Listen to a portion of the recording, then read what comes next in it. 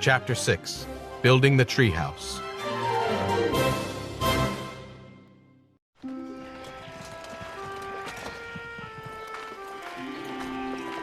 When we reached the grove of trees, I was amazed by the tree's great size and unusual appearance.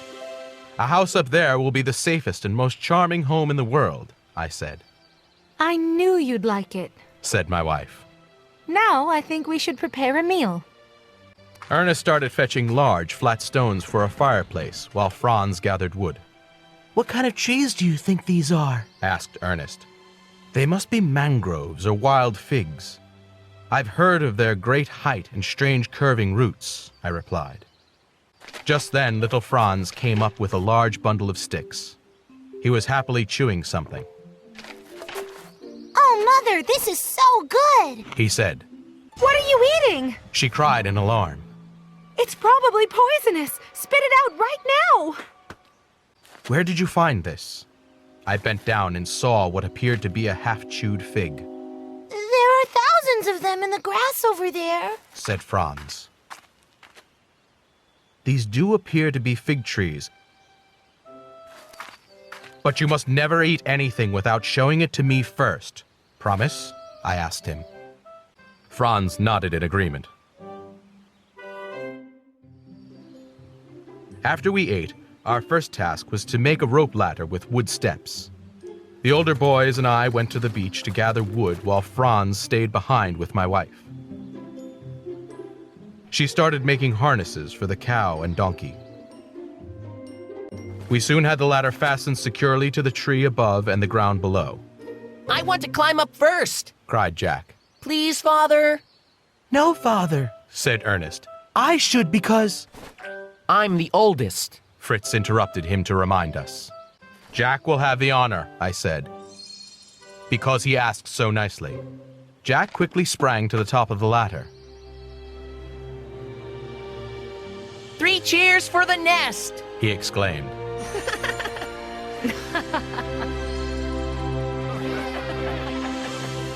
I gave Fritz a rope to take up, and then Ernest and I followed him on the ladder.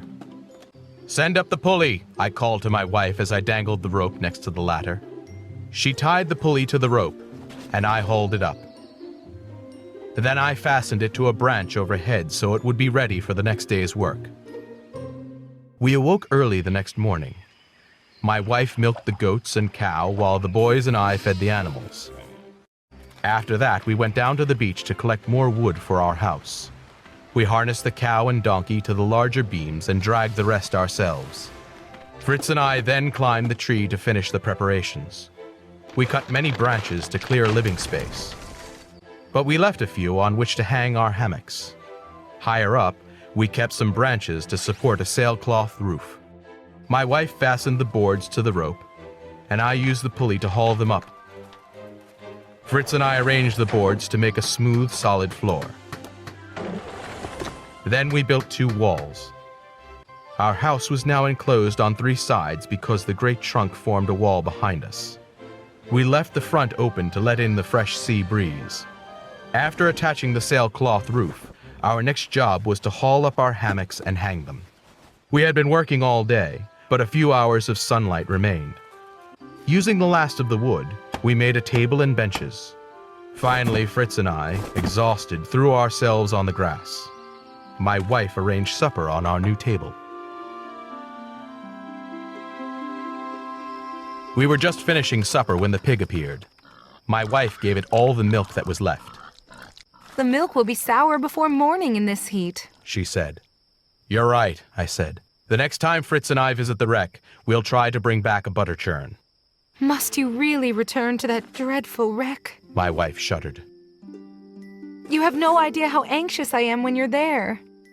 "We must go back, but not tomorrow," I told her. "Come, it's getting late. Time for sleep." We lit our watchfires to keep away any wild animals. Fritz, Ernest, and Jack climbed up the ladder in a moment. Mother followed very cautiously. Although she had wanted to build this nest, she hesitated at the idea of sleeping so far off the ground. When she was safely in the house, I took little Franz on my back. I released the fasteners that held the lower end of the ladder to the ground. With the ladder swinging to and fro, We slowly went up, leaving the dogs below.